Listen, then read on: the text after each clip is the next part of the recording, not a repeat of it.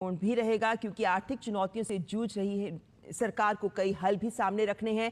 लेकिन क्या रहेगा सरकार की रणनीति, क्या एजेंडा रहेगा सरकार का? आइए सुनते हैं प्रधानमंत्री को। साथियों, आज बजट सत्र के प्रारंभ में मैं समृद्धि की देवी मां लक्ष्मी को प्रणाम करता हूं।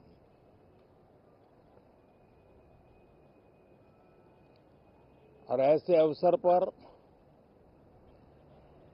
सदियों से हमारे यहां मां लक्ष्मी का पुण्य स्मरण किया जाता है।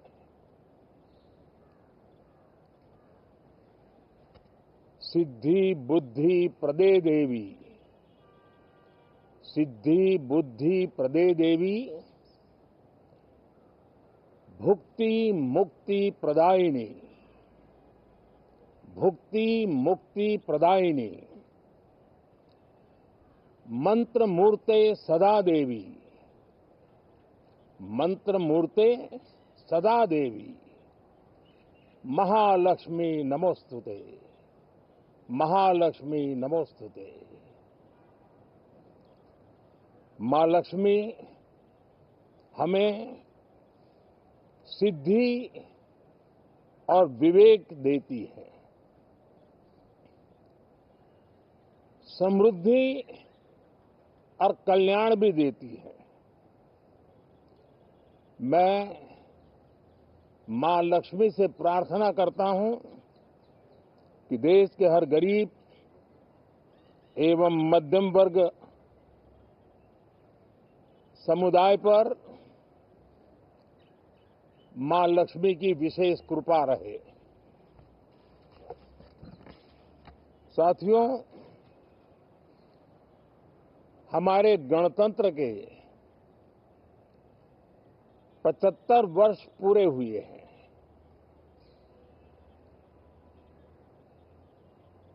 और ये हर देशवासी के लिए सर्वाधिक गौरवपूर्ण है और विश्व के लोकतांत्रिक जगत के लिए भी भारत का ये सामर्थ्य अपनी एक विशेष स्थान बनाता है। साथियों, ये देश की जनता ने मुझे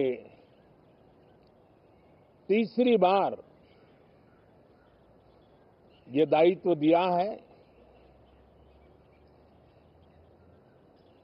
और इस तीसरे कार्यकाल का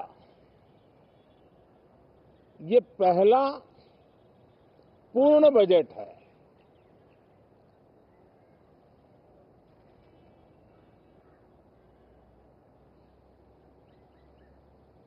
और मैं विश्वास से कह सकता हूं कि 2047 जब आजादी के 100 साल होंगे, विकसित भारत का जो संकल्प देश ने लिया है, ये बजट सत्र, ये बजट एक नया विश्वास पैदा करेगा, नई ऊर्जा देगा कि देश जब आजादी के 100 साल मनाएगा तब विकसित होकर रहेगा। 140 करोड़ देशवासी अपने सामूहिक प्रयास से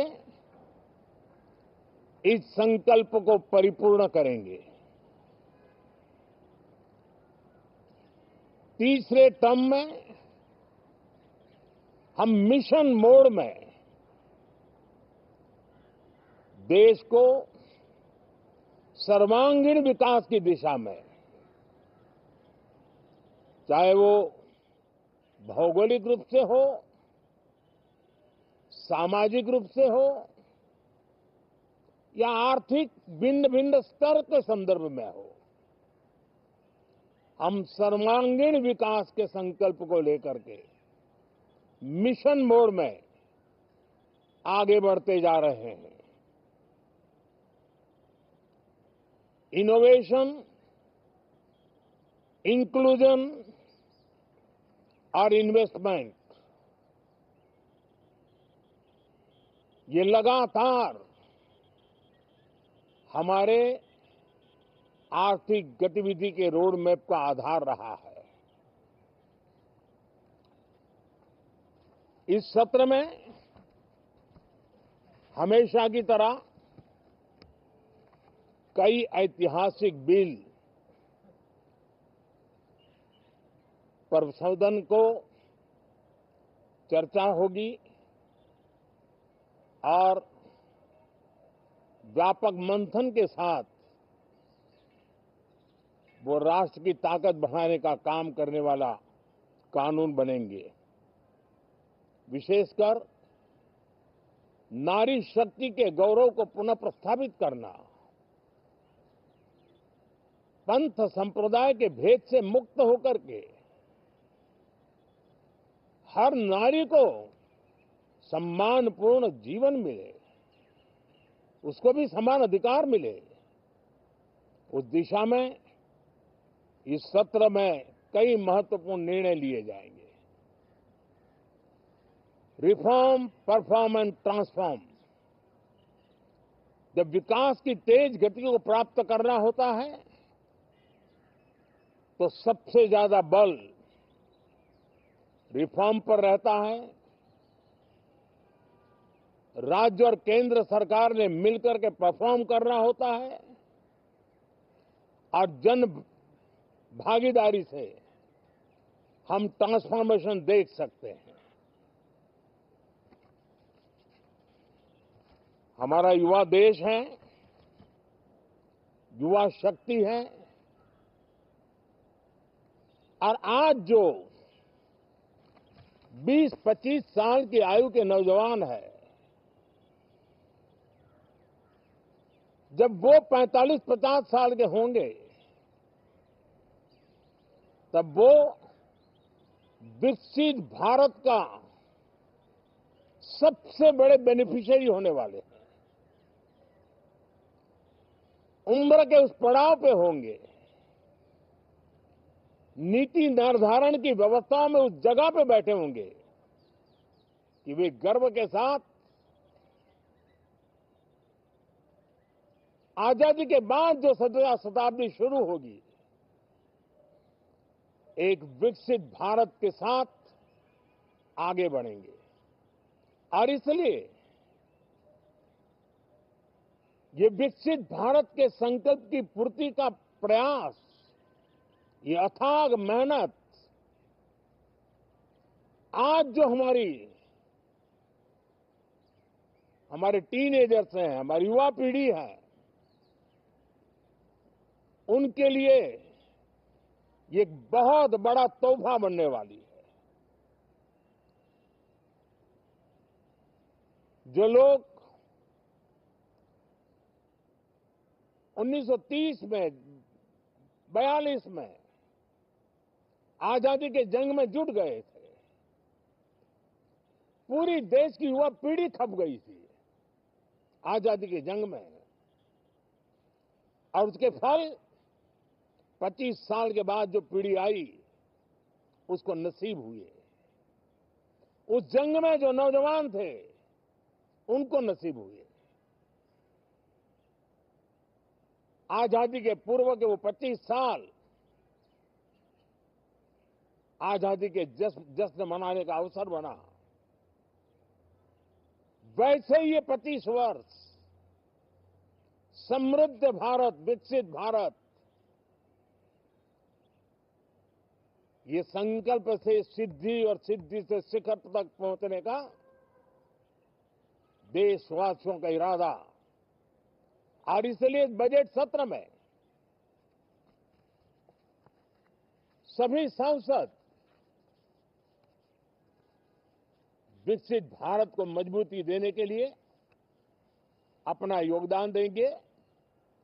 विशेष करके जो युवा सांसद है उनके लिए तो सुनहरा अवसर है, क्योंकि वो आज सदन में जितनी जागरूकता, जितनी भागीदारी बढ़ाएंगे और विकसित भारत के जो फल है वो तो उनकी नजर के सामने देखने को मिलने वाले हैं।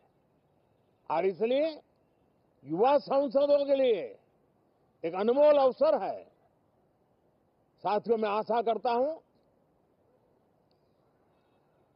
कि हम देश की आशा आकांक्षाओं के इस बजट सत्र में खरे उतरेंगे। साथियों, आज एक बात आपने जरूर नोट की होगी, मीडिया के लोगों ने तो जरूर करनी चाहिए। शायद 2014 से लेकर अब तक शायद ये पहला पार्लियामेंट का सत्र है कि जिसके एक दो दिन पहले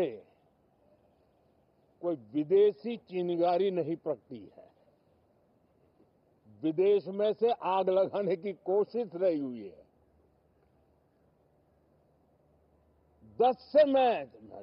10 साल से यानी 14 से देख रहा हूं, हर सत्र के पहले शरारत करने के लिए लोग तैयार बैठते थे और यहां उसको हवा देने वालों की कोई कमी नहीं है। ये पहला सत्र मैं पिछले 10 साल के बाद देख रहा हूं कि जिसमें किसी भी विदेशी कोने से कोई चिंगारी नहीं हुई। साथियों, बहुत बहुत धन्यवाद।